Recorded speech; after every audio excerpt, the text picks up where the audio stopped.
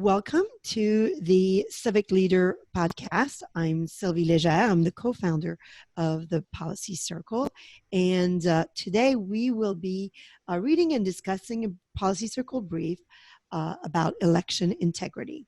And to do that, I invited Laura Jacksack, who has actually helped us put together this brief, right, Laura? And then also has participated in some of the Policy Circle conversations on this brief. So welcome, Laura. Thank you for having me. I'm excited. Yeah. Thank you. Thank you very much for doing this. The goal of this recording is really to provide Policy Circle members with an audio version of the Policy Circle brief. Of course, we invite everyone to revisit the actual brief because there's lots of links to information that you would find useful, and we'll mention that throughout this recording. Obviously, this is a great way for you to get the information and prepare for your discussion. So I'll do a brief introduction of Laura, and then we'll start reading the brief. And between each section, we'll have a short conversation. We are in a unique situation where we're recording this on Zoom today.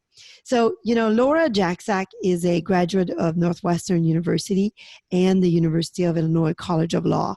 So, Laura Jacksack focuses her practice on election law and small business law, representing both nonprofit and for-profit entities. Laura, you counsel clients on federal and Illinois campaign finance law, candidate filings, challenges, litigation, election day issues, and post-election ballot counting and recounts. You also further provide advice regarding ballot integrity issues and ethics and campaign finance regulations. Laura advises corporations and nonprofit entities on a similar range of topics, including business formation, corporate governance, and client counseling matters. You're a member of the Chicago Bar Association, the Election Law Committee. You've been the Election Law Committee chair, and also the Illinois State Bar Association and the National Association of Parliamentarians. So welcome, Laura. Thank you for joining us and sharing your expertise here. What are we hoping to learn here, and what we want to explore in reading this brief? We are recording this in a unique time where many states have a stay home ordinance and shelter-in-place order where we can't leave, which is why we're recording this via Zoom. We are in an election year, and some primaries have been postponed. Some states have been doing mail-in voting, and election integrity, this 2020 election will be crucial, right? Maybe you have some thoughts here, Laura? Yeah. So I think that we don't know what November will look like. I expect it might look different in different states around the country. So I think the best thing that we can do is to be prepared. Be prepared for as many different possibilities as possible. So I think first we want to be prepared as if the election is going to go forward as it has in the past, which in many states will be some in-person voting. Now there are a few states that only have mail-in voting. But most states have some in-person voting. Increasingly, states also have the option to vote early, to vote ahead of Election Day. And in many states, ahead of the primary, an increasing number of people did that so that they could vote when it wasn't crowded, when there weren't lines, when they weren't around other people. But all of that early voting sort of just makes us have, instead of one Election Day, many election days, right? And especially if we practice this social distancing, would really slow down the voting, actually. So, let's start. Let's start, and then we'll bring this issue up. We'll start with the brief, the election integrity brief, which can be found in the Policy Circle library. And I'll just read the introduction. Elections are the lifeblood of democracy and a free society. But elections must be free and fair in order for the results to be respected and to rely on them to determine who governs our local communities, states, and our country. And we are an example, I think, for the world also when it comes to our ability to have fair and and true elections. So how can you play a role in ensuring the integrity of the electoral process on election day? This is an overview. Read on for an overview of elections, the type of frauds that threatens the integrity of the election, and the role that you can have in ensuring fair and reliable election results. So the way this brief is structured is we'll talk about election day, kind of an overview of how that's run, then how elections are organized and run. We'll break down election fraud, what it is, and what can you do? What does it entail to be an election judge and a poll watcher? And then poll watching at nursing homes, closing a precinct could be a great way to have a big impact in the least amount of time. And then we'll discuss a little bit more, take action and point you. The brief has a lot of resources that you could go to learn more about this. Also, I just want to say for Policy Circle members, each brief come with a discussion guide for you to facilitate a discussion on this really important topic. And we invite everyone to take the time to discuss this topic on their next Policy Circle meetings. So Laura, I'll turn it over to you to kind of go over Election Day and give us an overview. Our republic flourishes when citizens are confident that their vote is free, fair, and secure. Yet, according to a recent survey, 81% of Americans believe that election fraud is a very real problem. This growing concern jeopardizes our entire system of government, eroding our trust in elected leaders and undermining our confidence in the system by which they govern, beginning at the polls and rising up through the highest offices in the land. That was said by Catherine Engelbrecht, founder of True the Vote. Now, there are many components to free, fair, and secure elections, and many laws and rules govern the people and resources involved in campaigns and voting. In addition to voting, the most effective way you can participate in elections is by serving as a poll worker, specifically as an election judge or a poll watcher. Serving in one of these roles can help ensure that election rules are followed, thus ensuring the integrity of the results.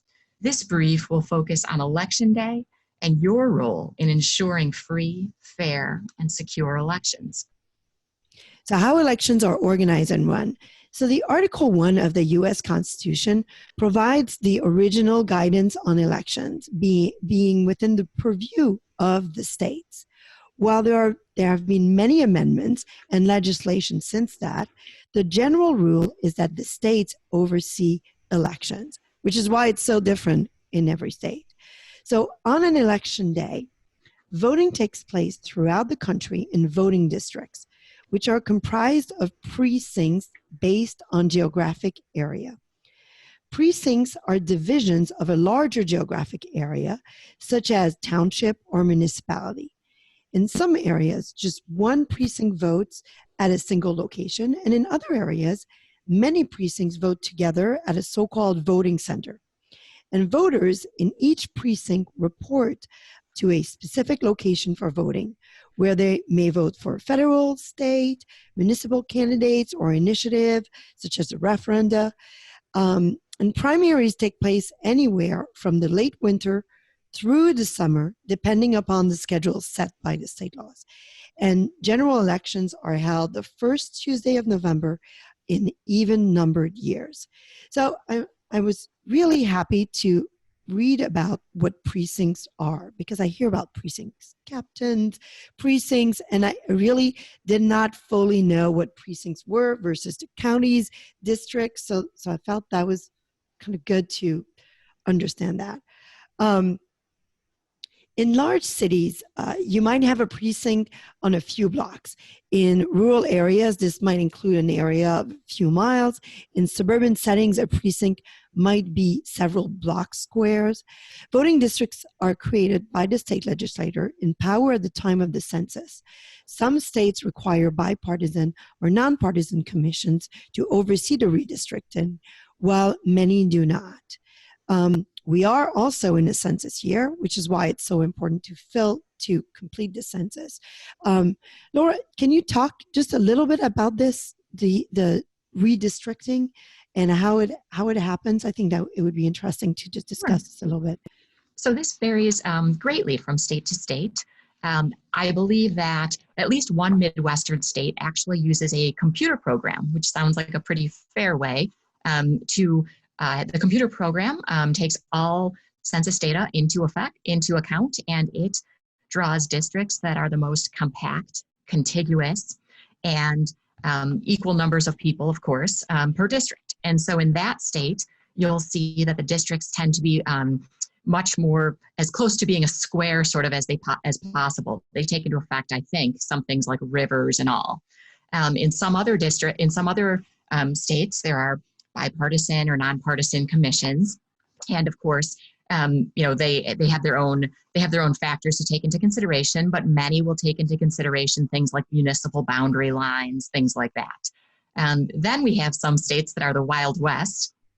Illinois, of course, is one of those, but there are many others, and there's been a lot of litigation actually in recent years about these. So you've probably possibly seen that in the news, and this may spark change going forward. But in these states, the partisan legislatures draw these districts, and so people sometimes say it's the legislators choosing their district rather than voters choosing their legislators. Right. Because people sort of want to, it's innate human, just human tendency. We want to draw things favorable for ourselves. Right.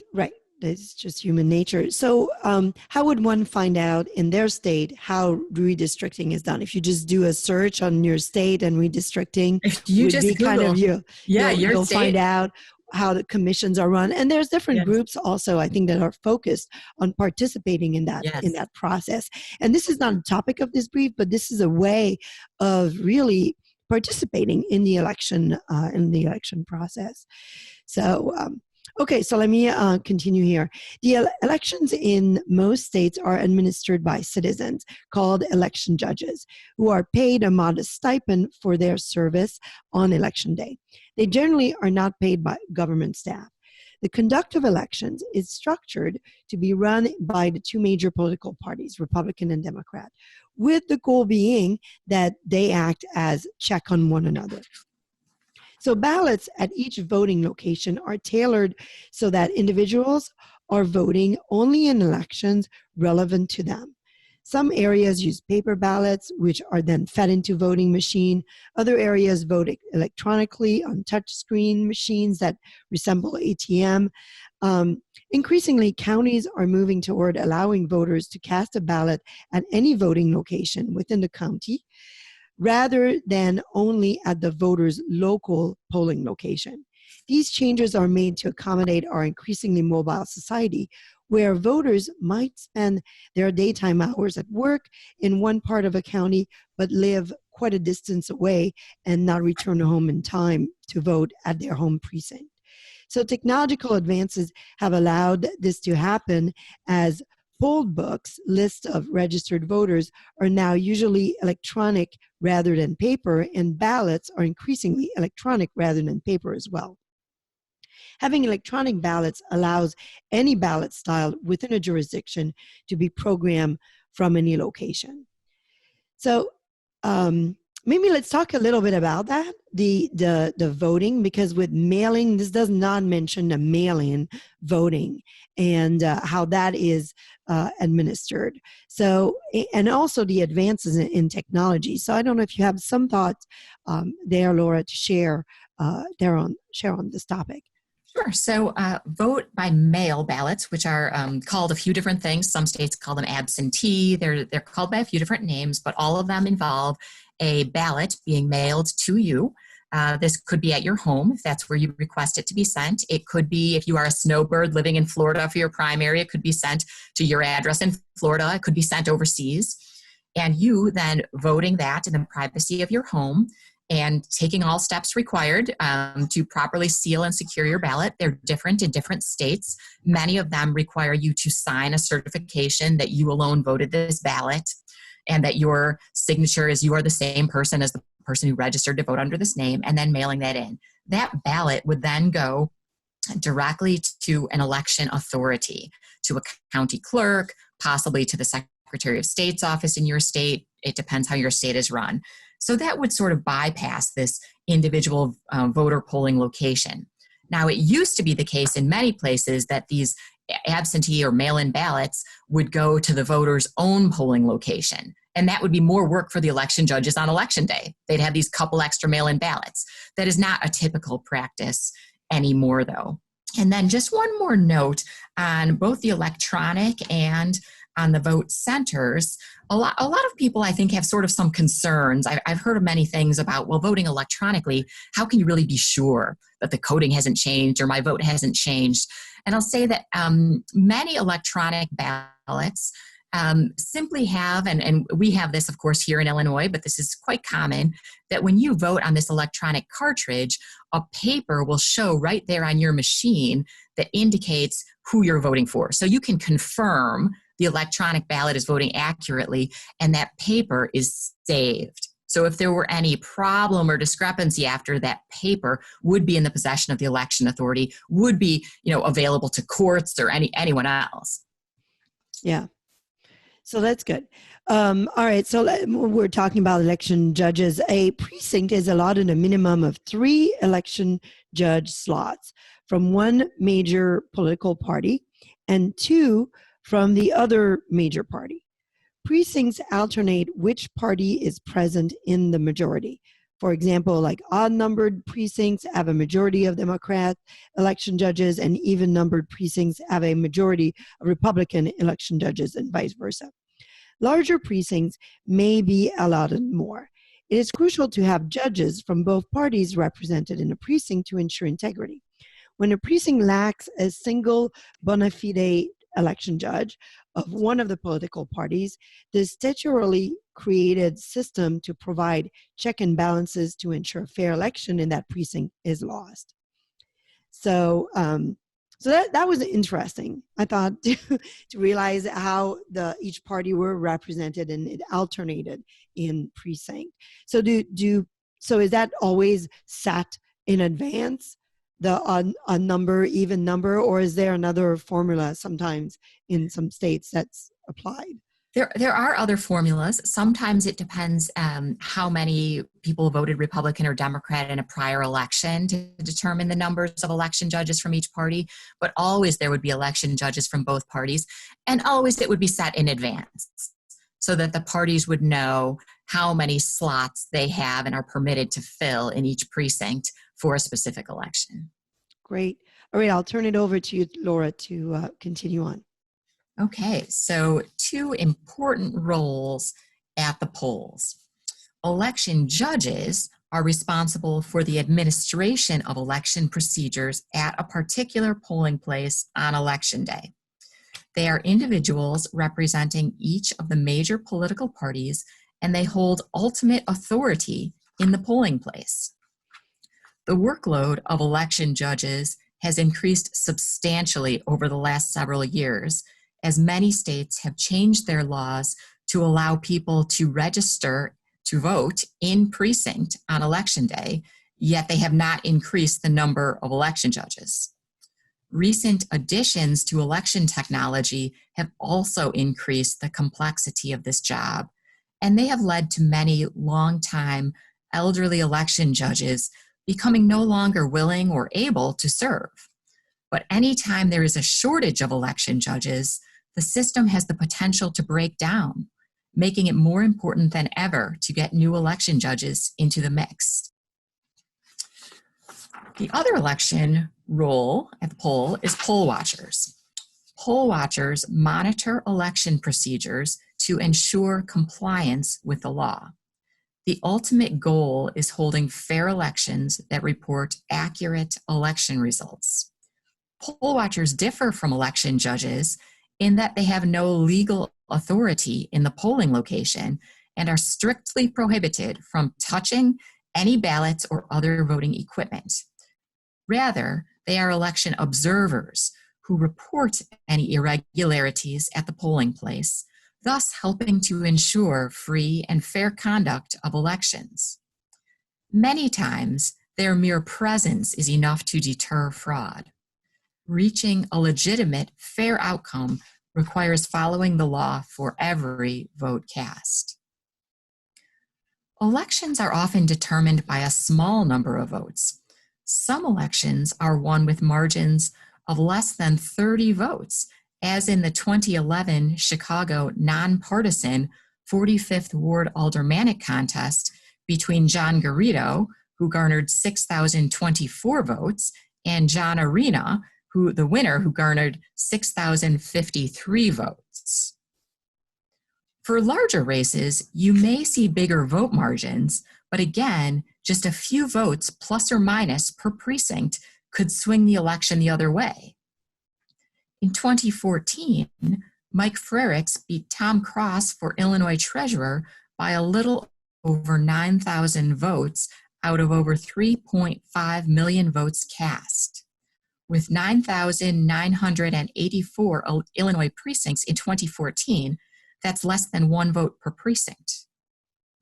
Recently in Virginia, a single vote was thought to have resulted in candidate Shelley Simmons' election, but the election was later determined to be a tie after a poll watcher reported that a discounted ballot should be counted, and a panel of judges agreed. Every vote counts.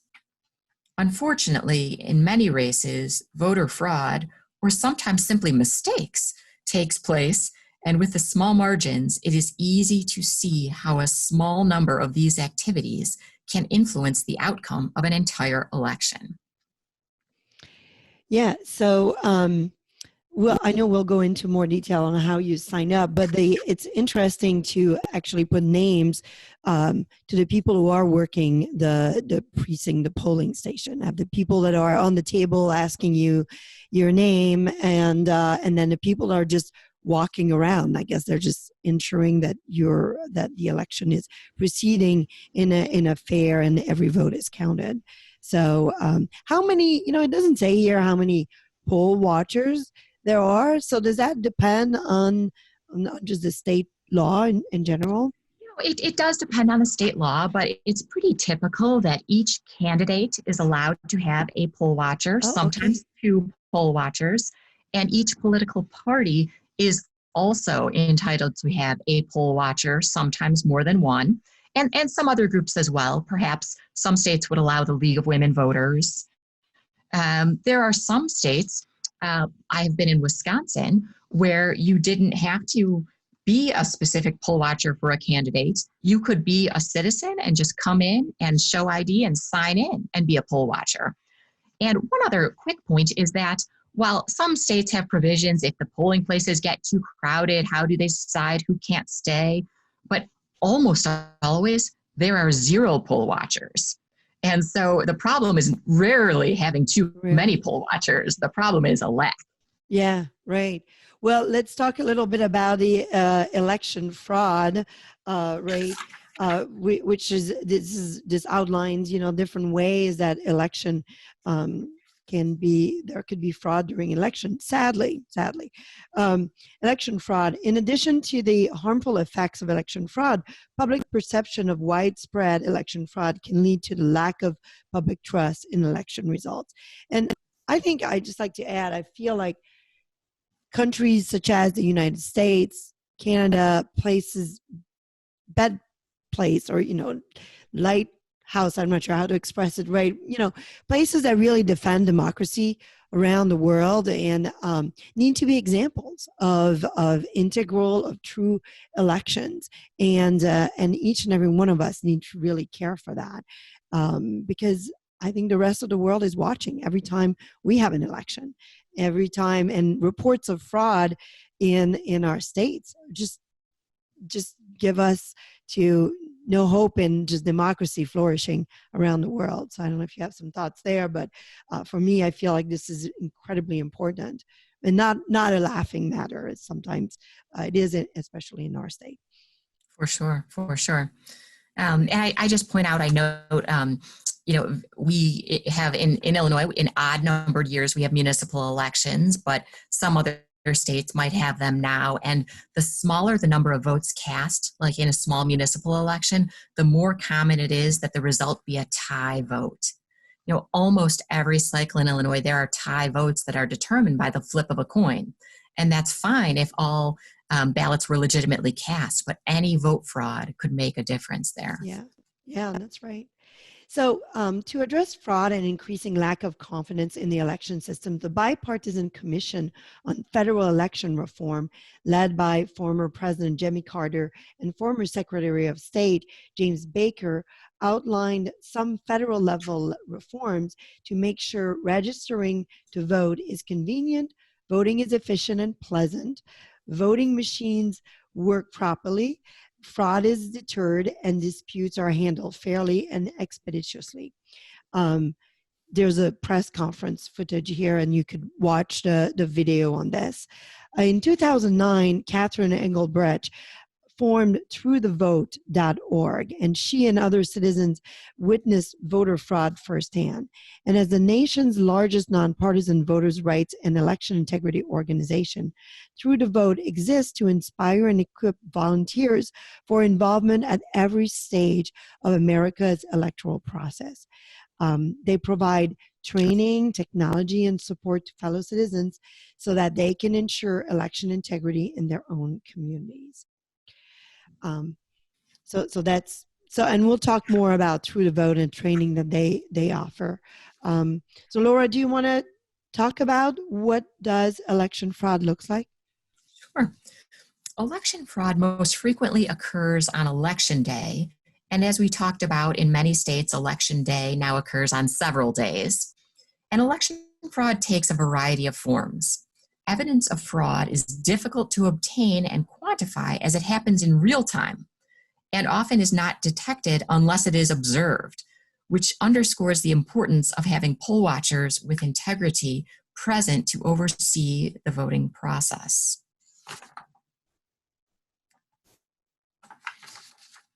So there's likely the following. So in the brief, there's a list essentially of the forms of election fraud that you're more likely to see in polling places. One is, the first one here is illegal assistance at the polls. So coercing or intimidating voters to cast fraudulent ballots often occurs at polling places, especially in nursing homes, and typically involves elderly and or disabled voters. Some common examples include failure to read all candidate names to the elderly person by the person assisting the voter. Elderly person is prompted by the assisting nursing home employee as to whom to vote for, or to extend a desired vote for a single candidate to the entire political party. For instance, to effectively resurrect the straight party voting, which is being outlawed in Illinois in 1990s. Elderly person unable to communicate in any way, and yet that person's ballot is submitted, or an elderly person who declines to vote, that his or her ballot is voted anyway, according to the desires of the person assisting, quote unquote, here, the elderly voter. So, Laura, do you want to go through some of these? Maybe like 5 of these. Sure. There are other common fraud mechanisms that we see. One is impersonation fraud at the polls, when a voter uses the name or identification, commonly bringing in a fake voter registration card of another person. False registration. Laura, on that, when we have mail-in voting, isn't that one thing that could really happen? Is the impersonation? Yeah, so with mail-in voting, those first 2 are really what come into play the most. Illegal assistance in voting, even though you're not at the poll, your poll is your home or somewhere else, and impersonation. So just a few years ago, we had a very egregious case in, it was a sort of suburb south of Chicago where, not very bright, I would say, because they were easily caught, a campaign worker requested mail-in ballots for a number of people and had them mailed to the same address, and it was an address affiliated with a campaign. So it was very easy sort of to trace. Why are so many being sent here? But that was an easy one, so it was sort of caught. What's not, it's not caught very often because I could request a ballot and I don't have to have it sent to my home, which makes sense. If I am a snowbird in Florida, I would of course want to have it sent there. So it's a little hard to have checks and balances here. So that is a real problem. A real problem, with voting by mail. And the second, with illegal assistance at the polls, often happens when you're at a polling place. If someone tried to sort of muscle their way into the polling booth with you, an election judge or a poll watcher would see that. But at your own home, where say an extended family or maybe just an elderly couple requested their ballots, possibly somebody, well-meaning, even a caretaker, a family member, somebody like that would say, well, of course they want to vote for all the good people, the good candidates, the people I'm supporting. I'll help them out and vote their ballot for them. And so that the illegal assistance also really comes into play and is a real concern with mail-in voting. Yeah. So, and then we have here false registration, right? Registering using a false name or an address, duplicate voting more than once, often by requesting a vote by mail ballot, voting it, or voting on one of the last days of early voting, and then also voting on election day. Alternatively, it may entail registering and voting in multiple locations on election day, and then buying votes, paying cash or other items of value, often gift cards, cigarette, alcohol, to legally registered voters to vote a certain way. And then there's ineligible voting, including voting by individuals who are not U.S. citizens or who are convicted felons in states where this is prohibited. And then maybe you could go through the other two, Laura? Sure. Hacking and one, hacking or altering the vote count, which would be changing the vote count either at the polling location or from the central database where votes are stored. And the infamous stuffing the ballot box. This is indicated by voting boxes filled at or near 100%. And here, just for fun, Illinois has several examples. These are precincts, so I won't list them all, but one of them actually had turnout purportedly of over 100%. That means more ballots were in the ballot box than even the number of eligible voters in that precinct. So that means like some ballots are filled and they're not associated to a voter. So That's it's just right. Ballots okay. That's right. There should never be more ballots than voters. There should never be more ballots than registered voters. Right? A second one, where another precinct that had purported turnout at 100%. And this, we would love it if 100% of voters turned out. But we know that, from year to year, people move, they die. Some people just don't show up to vote. They choose not to vote. They are sick. There's all kinds of reasons. And so to have 100% turnout, that raises a lot of red flags. And if we delve into there, anytime there's 100% turnout, I bet you could find people who moved or died who are registered to vote still in that precinct. Yeah. And I think the other section here is outside of election day, and we talked a little bit about this absentee ballots or this vote by mail, which can be requested by voters. There's all kinds of fraud, and you mentioned some, but there's also calming voter lists for voters who haven't voted in many years, and then requesting an absentee ballot in their name and voting as them. And then requesting absentee ballots in the name of family members who have no interest in voting and voting in their place. And then compensating individuals to request an absentee ballot, but having the ballot sent to an address specified by the payer. The voter has no further contact, and the ballot is voted by someone other than the legitimate voter. So how do you find out about these things? Like, how are these fraud identified and reported and counted and countered or discounted? Who does that? So the first one, the combing the voter lists for voters who haven't voted in many years, I suspect happened in 2016. And that is because a campaign who had hired me, so I was present for Election Day, had a number of people call them saying, I tried to vote and I couldn't. I was told I had already voted, but I had not voted. I was told I voted absentee. And so hopefully that voter on Election Day was allowed to have a provisional ballot that could later be checked against, did you actually vote absentee before? Are you lying on Election Day?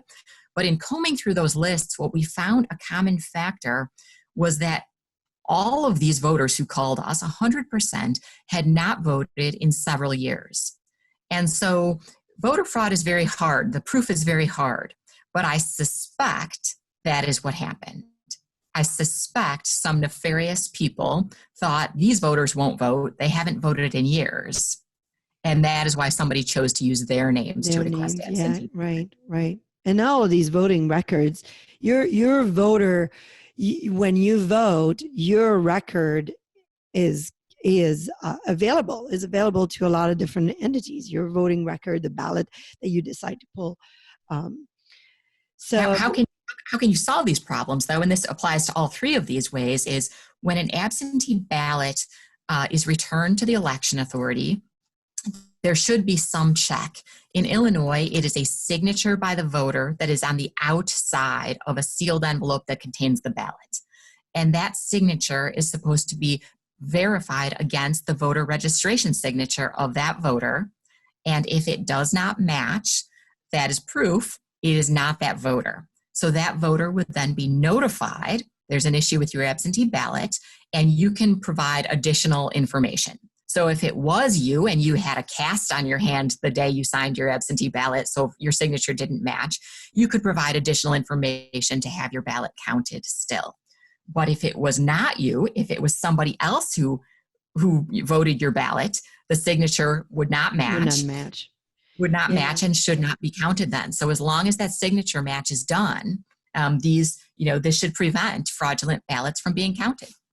So who pays, Laura, and this is one thing that maybe we should cover in the brief, but kind of the budget for managing elections, since it's at the state, are there like federal dollars that cover the cost of managing elections to the state based on population? Is that a little bit how it works?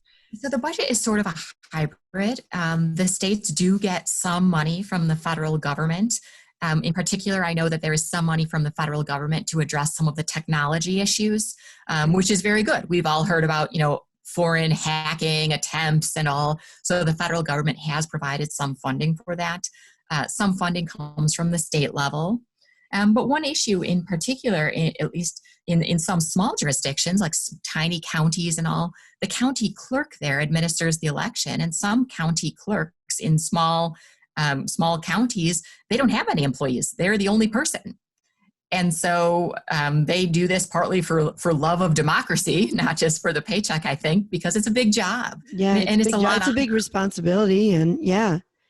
Oh, interesting. So that would be something, I think for everyone interested is to really understand how elections are funded, the election process is funded, and who manages it, in not only at the state level, but also, to hear you talk, it's very local. So you really need to go at the county level to understand, okay, who is managing the election in this county, and then be part of it. And so I guess we can turn to this topic of what you can do about being an election judge or a poll watcher. And to serve as an election judge, you must meet the eligibility requirements in your state, and the requirements vary slightly from state to state. And there's a link to truethevote.org that connects you with election laws governing your state. You can also contact your state election authority, most often either at the State Board of Election or your state Secretary of State's office. And then there's a link here with the list. In general, most states require the following to be an election judge. You need to be a U.S. citizen, be of good repute and character, and not subject to the registration requirement of Sex Offender Registration Act. You need to be able to speak, read, write English. be skilled in the 4 fundamentals rules of mathematics. What are those? Like just to be able to add and the Yes, operations, that's add and divide. simple. Yes, yes. I'm like, what are those? Okay. We don't want to have more balance than people. Yes, you need to be able to add like that. You need to be able to add and divide by people. Okay. Subtract. Okay. Multiply. All right. And be good at be of good understanding and capable. Not be a candidate for any office in the election, and not be an elected committee man and or woman, and be registered to vote in the county in which the election judge serves. So a voter in suburban Cook County may serve as an election judge either in the suburbs or in Chicago, but not in Peoria. Complete a short election judge training session provided by an election authority. So each precinct is allotted 3 election judge slots from one major political party and 2 from the other. To make the day more enjoyable, it's completely permissible to request to serve with a friend or a family member as a fellow election judge, or a policy circle member would be a great way to do something together. Election judges are responsible for the administration of election procedures at the polling place on election day. This includes setting up the voting equipment prior to the polls opening, which happens at 6 a.m. in our state, in Illinois, and staying past the time of polls closing, 7 p.m. in Illinois, to tally the ballots and otherwise secure the voting equipment. Most election judges want to follow the law.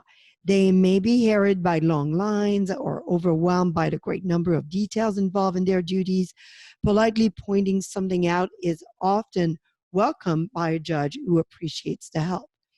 And election judges also oversee poll watchers, whose numbers may vary depending on how many can be present on election day.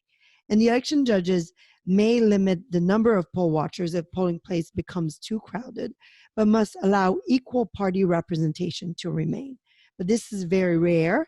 Often there's only a single poll watcher present all day.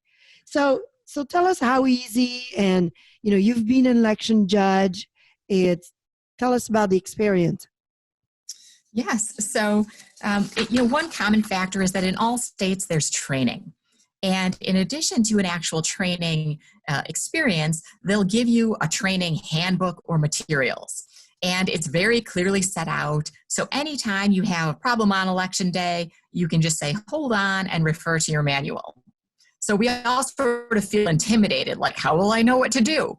But it's all right there for you. And it's interesting. With us, this is sort of the ultimate citizen participation, I would say. And so it was exciting. It was exciting to be part of democracy, part of the election. It was really, with the instructions, it was really quite simple. I'll say the most challenging part for me, since I'm not a super technologically savvy person, was sort of the technology aspect of it.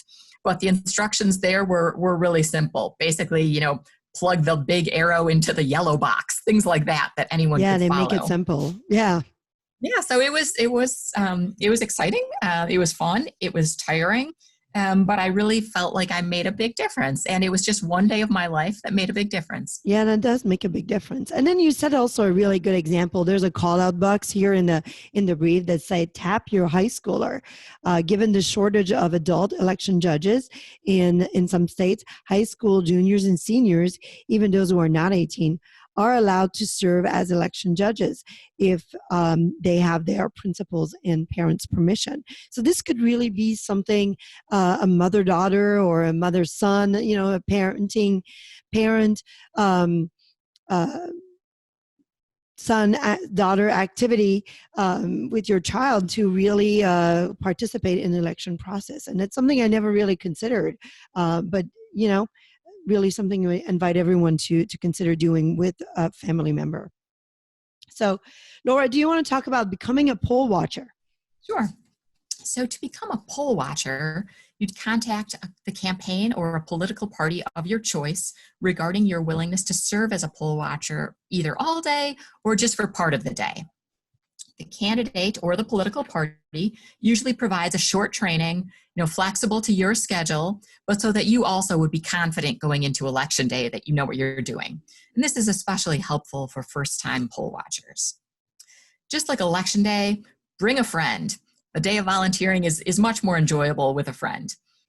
Additionally, many polling places house multiple precincts, and so two friends could easily cover a few precincts this way, having a big impact, but still sort of having a friend there for the day. Now, the qualifications of poll watchers vary from state to state. Some states do not require poll watchers to be residents of the state. I mentioned I had been a poll watcher in Wisconsin, where I am not a resident. Other states require poll watchers to be a registered voter in the county in which they poll watch. Illinois is sort of in the middle. We require you to be a poll watcher in the state of Illinois, not the county. The poll watchers are responsible for observing the ballot box prior to voting, making sure it's empty at the start of the day, making sure the machines start with 0 votes registered before anyone's voting, being in close proximity to the election judges in order to observe applications for ballots, observing the election judges as signatures of voters are compared, including being close enough to see the signatures, observing judges distributing and depositing ballots, observing that provisional ballots are given when required, and that voted provisional ballots are placed in the secure receptacle provided for this purpose and not fed into the ballot optical scan machine with regular ballots, or observing that election judges are requiring 2 pieces of acceptable identification when somebody registers to vote that day, observing counting procedures of ballots, including provisional votes after the election is over, keeping detailed records of what goes on in the polling place. These records are useful in the event of an illegal challenge, and so you want to include names and times of irregularities. Poll watchers observe the closing of the polling place. They ensure that at the time the polls close, which in Illinois is 7 p.m., the judges properly indicate the last person in line at that time and do not allow latecomers to join the line or vote.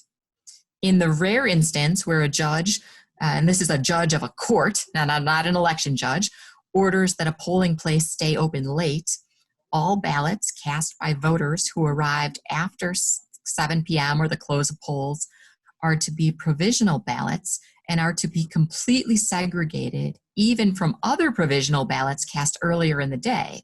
This, of course, is because an appellate court may reverse the order of a judge, and so then those ballots had been kept separate. Poll watchers observe the judges tallying the ballots and electronically transmitting the results. Poll watchers can obtain a copy of the results, colloquially sort of called the tape. That's what that means, just a copy of the results. Poll watchers observe the judges properly securing the blank ballots to avert any possibility of their being improperly voted. And poll watchers record the serial numbers of the security seals the judges use to secure all voting materials. Poll watchers can politely call to the attention of the election judges any incorrect voting procedure or apparent violation by anyone in the polling place. Poll watchers can challenge for cause the voting qualifications of a person offering to vote. This is very rare, though, that this would be appropriate, but they may not interfere with anyone's right to vote. Now, most importantly, the mere presence of a poll watcher likely averts the great majority of any illegal activity just by adding transparency to the process. As we said earlier, candidates, political parties, proponents of ballot referenda, and certain civic organizations are all permitted to have poll watchers present in polling places. But this compendium from the U.S. Election Assistance Commission provides a comprehensive overview of laws in all 50 states governing poll watchers, and True the Vote also offers this resource of materials by state for all 50 states. So the poll watcher is more like the observer, really. You kind of walk around, you make sure, and just by being there, it just really keeps everyone making sure you're doing your job, and it's just human nature. Um, so that's that's really. So have you been a poll watcher? Did you do that Yes, also? I have. I have been a poll watcher many times in Illinois and one time in Wisconsin. And I'll say, in addition to just your presence sort of averting any irregularity, one particular way it does is sometimes, it's a long, long day, and sometimes you'll have an election judge who really wants to follow the law and other judges who are tired and just kind of want to get things done. And sort of your being there sort of reminds all the judges and gives the election judge who really wants to follow the law a little more to stand on, sort of. Everybody, it's human nature. Yeah. If the public is watching, we're going to cross the T's, dot the I's, and really follow the law. Right. And you were saying, actually, this is where there's not a lot of poll watchers in each of the precincts, right? Correct. That is one role that is not filled. What about in the context of a mail-in vote? Do poll watchers, with the counting of the mail-in votes, would be divided up like in one big room in different precincts, and then you still have poll watchers? You would still be able to have that role, right? Yes. And so we talked a little bit earlier about the matching of the signatures is how it happens in Illinois and some other states before a ballot is even opened or an envelope is even opened to see if there even is a ballot inside, right? And so I've been a poll watcher there. And again, it's human nature that, these are very tired people. It's now after the election, they're verifying these, and there might be stacks and stacks. But if you're just there as a poll watcher, every voter registration is going to be pulled up. Every signature is going to be matched against the envelope. And again, it's human nature that if you weren't there, maybe they'd kind of just be tossed aside or something. We don't know, but we know that if we are there, it's the same. Sunshine is the best disinfectant. And so there's definitely a role for a poll watcher, for poll watchers with mail-in ballots. So this next section talks specifically about being a poll watcher at a nursing home and closing a precinct. And that's where you can have a really big impact without necessarily giving your whole day, right? Because these happen at specific time. So like poll watching at a nursing home voting is unfortunately home to some of the most egregious fraud due to the easy target that population represents. Over the past several elections, it has been found that when no poll watchers were present, large numbers of nursing homes voted at 100% turnout, which is what we talked about before. When poll watchers were present, by their very presence, preserving the rights of existing nursing home residents to choose whether to vote or to decline, as well as ensuring that nobody is voting the ballot of a deceased former nursing home resident, turnout has never been 100%. So this is just by having someone who's there. It's amazing. It's sad sometimes when you think about human nature, this desire. Anyway, nursing home voting is technically vote by mail voting, but conducted at nursing home facilities in Illinois for those nursing home residents who have applied for a vote by mail ballot. Often a nursing home will apply for ballots for all its residents. Some may move out of the nursing home before the time of voting, pass away, or simply have no desire to vote. So that's interesting. So the nursing home administrators say this is going to be, we are going to be a mail-in voting, vote by mail group, and order the ballots for everybody. And then they have to sort out who's actually filling them out, essentially. Yes. Right. Okay. Voting is conducted by election judges, the number of which varies greatly. Nursing homes are supposed to be staffed by election judges from the two major political parties equally, but this is often not the case. Nursing home election judge positions are sometimes considered plum positions as they can be paid rather well for a short amount of time compared to election day. Poll watchers are allowed to be present. Often the nursing home will provide staff to provide one-on-one voting assistance to each elderly voter. And if you witness fraud while poll watching at a nursing home, you can politely call the election judge attention to the issue. If the fraud has already occurred, the goal would be to avert fraud from happening again. If another election judge seems like he or she knows the rules and is willing to follow them, bring the issue to the attention of that election judge. If the state's attorney has a representative present, bring it to the attention of the state's attorney. You can call a campaign or political party for whom you are a poll watcher, and they may have someone nearby who can help or can complain to the election authority. You can call the election authority to report the possible fraud, and you can detail in writing the incident with much detail as possible, including the date, the time, and the election judge's name will be on his or her badge along with his or her party. And if the election judge has the name badge facing inward, so you can't read it, then you can jot down the physical description and ask for his or her name at the end of voting. If he or she refuses to provide her name, his or her name, indicate that refusal in your notes.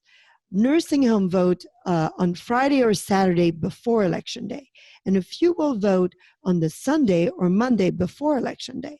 So most nursing home voting lasts less than 3 hours and sometimes just an hour. So you can help stamp out fraud by investing that short period of time.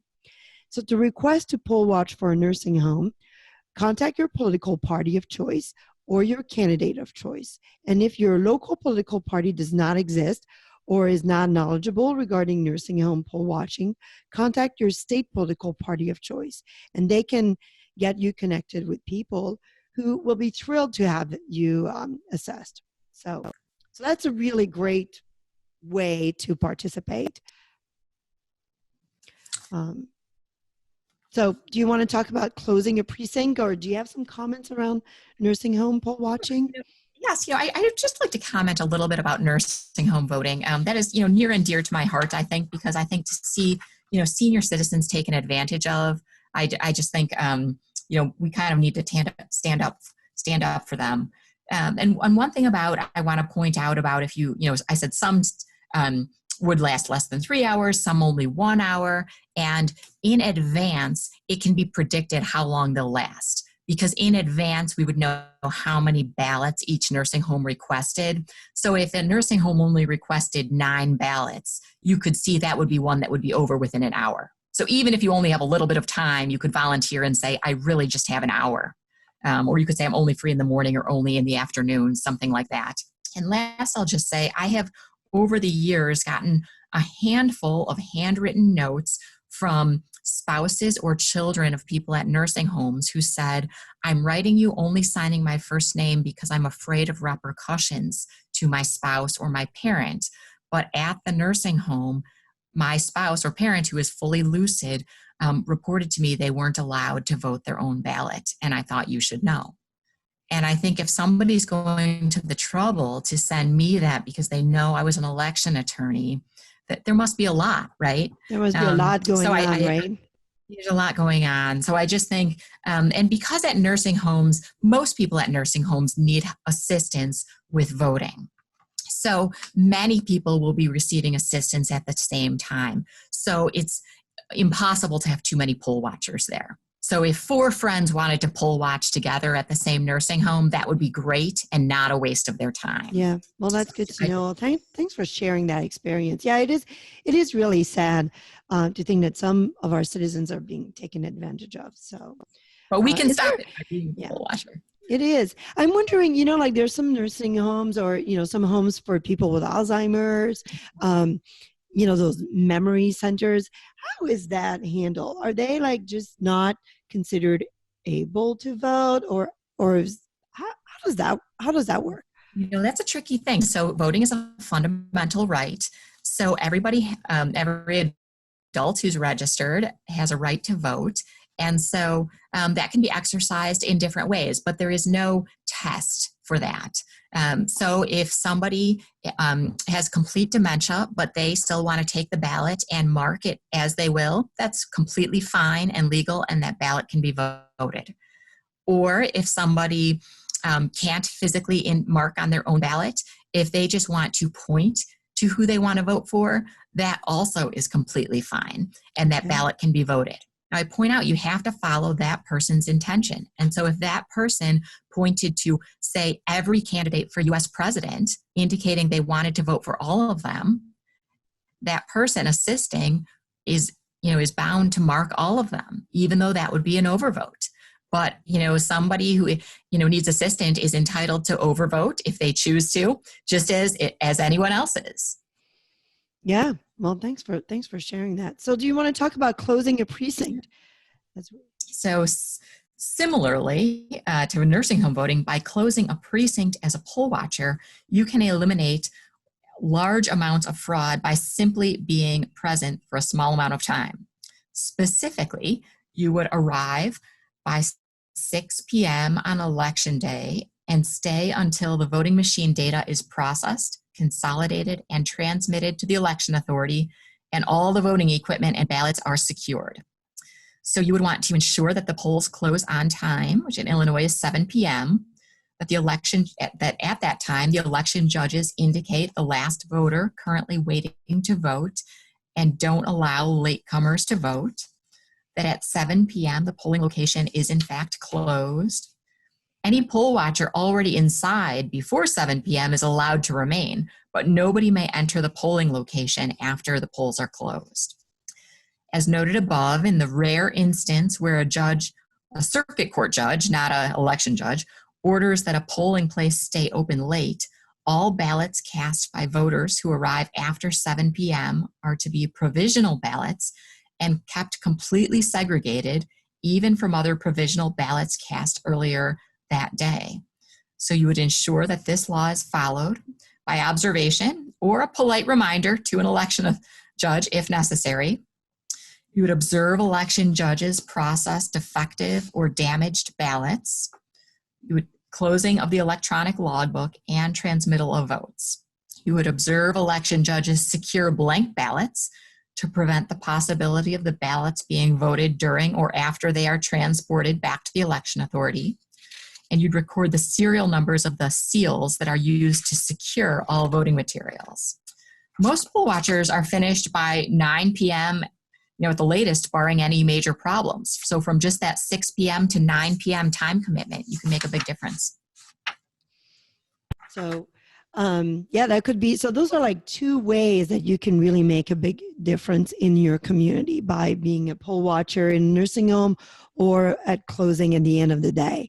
So here there's like some, some ways of taking action, to be an election judge or a poll watcher. We've talked about contacting your local party or candidate of choice regarding your interests, and then they'll be grateful to guide you through the process.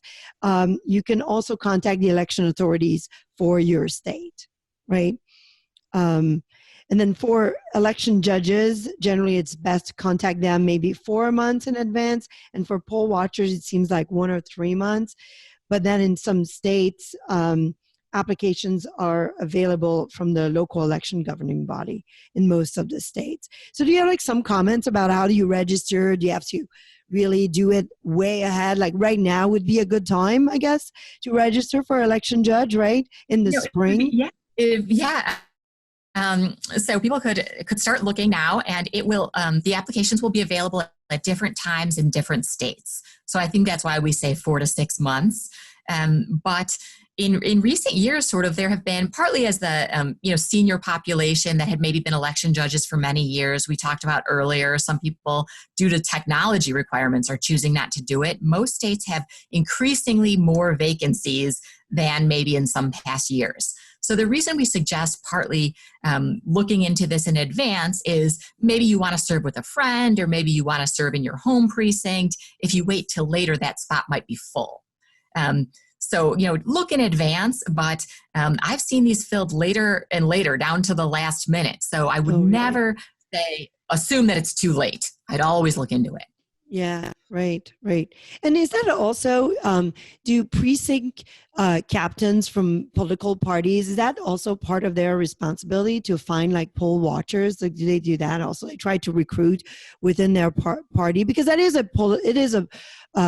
a political activity, right? You need to be associated to a party. Well, associated to a party or to a candidate. Or So to a candidate. Okay. only want to Okay. help Or the to a candidate. candidate.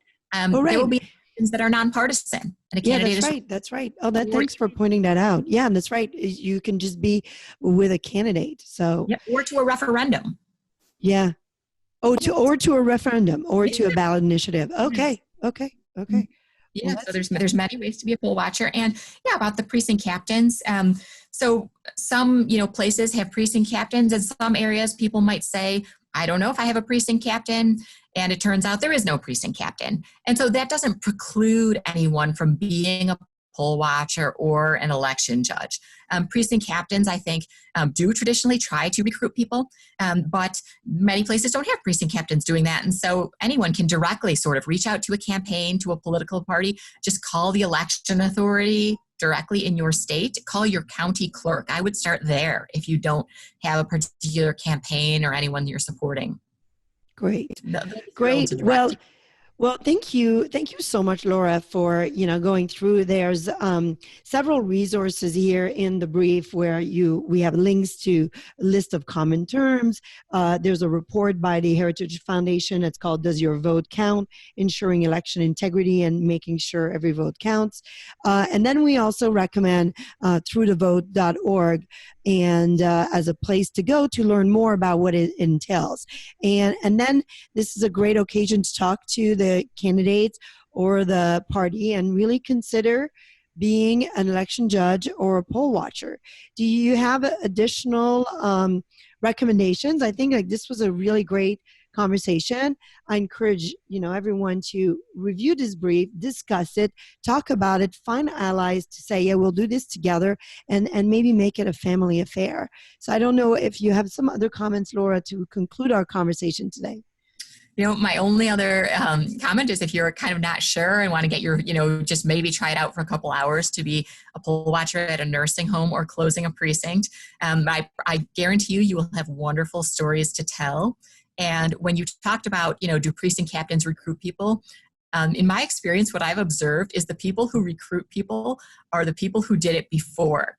If you do it one time and you're sort of, I'm not sure what I'm getting into, everyone has had such interesting experiences. They have in the future just wanted to recruit their friends and family to do it as well. Oh, that's good. That's good to hear. So, well, thank you. Thank you again. And then we'll see. It will be interesting. And perhaps we can have another future deep dive around just mail-in. And even I'm thinking the technology around voting technology. And I'm wondering who develops that technology, who pays for it? How do we ensure that it's actually fair technology? How do we audit the technology that is built, especially with artificial intelligence being used more and more to do this? So that would be a really great topic for a future conversation.